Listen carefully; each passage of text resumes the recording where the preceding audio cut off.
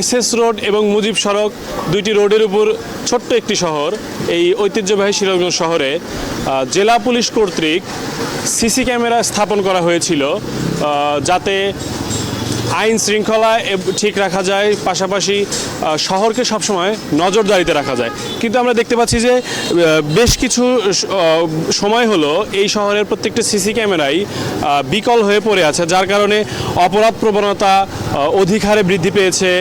চুরি ছিনতাই প্রচুর হচ্ছে, যেগুলো পুলিশ পর্যাপ্তভাবে সঠিকভাবে শনাক্ত করতে পারছে না আসামিদেরকে। তো আমরা এই বিষয়ে একটু কথা বলার জন্য আমাদের সাথে রয়েছেন সিরাজগঞ্জের একটি প্রবীণ সাংবাদিক, প্রেস ক্লাবের বারবারের নির্বাচিত সভাপতি এবং সাধারণ সম্পাদক এবং দৈনিক আজকের সিরাজগঞ্জ পত্রিকার সম্পাদক জাকিরুল ইসলাম শান্তুর কাছে। আমি যদি জানতে চাই যে সিরাজগঞ্জের এই সিসি ক্যামেরা পুনরায় প্রতিস্থাপনের জন্য, যেহেতু আইন শৃঙ্খলার ব্যাপক অবনতি হচ্ছে, এই সিসি ক্যামেরা প্রতিস্থাপনের ফলে আসলে এই আইন শৃঙ্খলাকে পুনরায় ফেরানো সম্ভব কিনা এবং কত দ্রুত এটা করলে আমরা শহর থেকে এই চুরি ছিনতাই থেকে রক্ষা পেতে পারি, এই বিষয়ে আপনার মন্তব্য জানাবেন।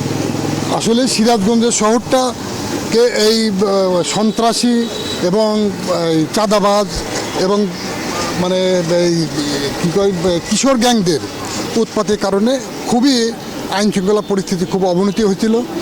এইটা আগে আমরা বেশ কিছু প্রায় 4 বছর আগে ব্যবসায়ী সমিতি এবং পুলিশ প্রশাসন মিলে শহরের বিভিন্ন স্থানে 62টা ক্যামেরা সিসি ক্যামেরা স্থাপন করা হয়েছিল।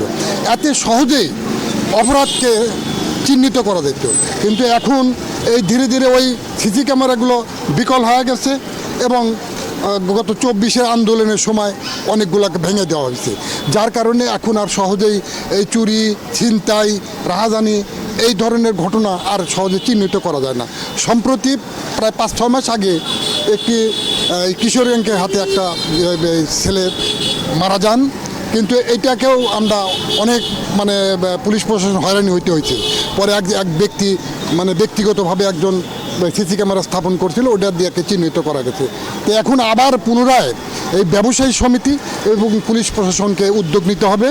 উদ্যোগ নিলেই আমার মনে হয় যে এই অপকর্ম এবং আইন শৃঙ্খলা পরিস্থিতিতে অবনতি এটার থেকে পরিত্রাণ পাবে সিরাজগঞ্জবাসী।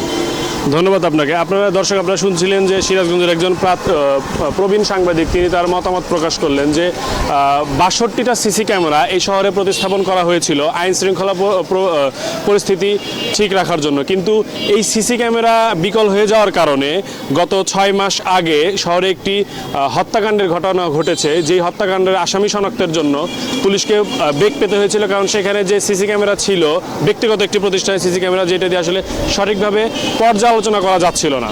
তবে আমরা আসার খবর হচ্ছে ইতিমধ্যেই জেলা পুলিশ সুপার আমাদেরকে জানিয়েছেন যে খুব দ্রুতই তারা এই সিসি ক্যামেরা প্রতিস্থাপনের জন্য অর্থ সংগ্রহ এবং পর্যাপ্ত পর্যালোচনা তারা শুরু করেছেন, যাতে এই সিসি ক্যামেরা প্রতিস্থাপন করে পুনরায় সিরাজগঞ্জ শহর সহ সম্পূর্ণ সিরাজগঞ্জ পৌরসভাকে পুলিশের সার্বক্ষণিক নজরদারির মধ্যে আনা যায়।